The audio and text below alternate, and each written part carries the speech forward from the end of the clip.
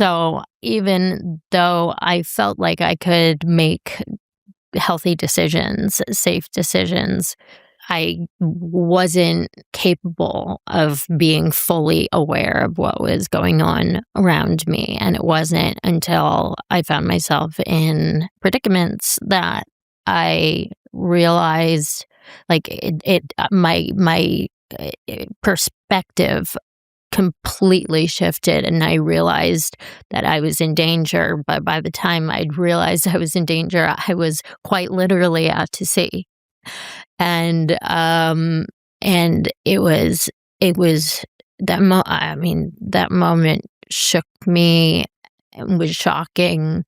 And I was quite literally walked down, and I had been having a great time. There was no hints of anything like that happening. So it took me, I was shocked. It took me by surprise. And it was led by somebody that I had grown to trust and see as a protector, and somebody who had my back.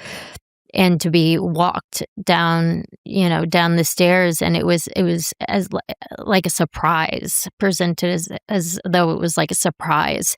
And it was this very small room, and she physically put me in the bed next to this undressed man who was very famous, and had his hands like this, like this was just, an average day for him. This is something that happens all the time.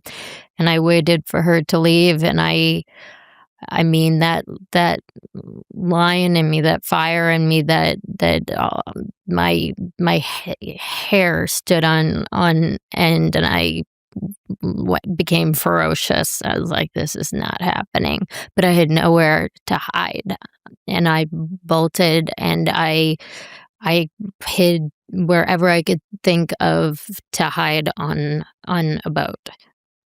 There was no jumping off and swimming away, and there was nobody who was going to. I realized that there was nobody who was going to be empathetic to my situation, that this was nothing new to them. I mean, it's such a horrifying event to go through, and to be put in that position at 18 years old. And disappointing when somebody lets you down like that. And I'd been let down so much before, and that when you really find somebody that you trust, like, you hold on to them for dear life, and you feel so lucky. So to be betrayed like that is just an awful feeling.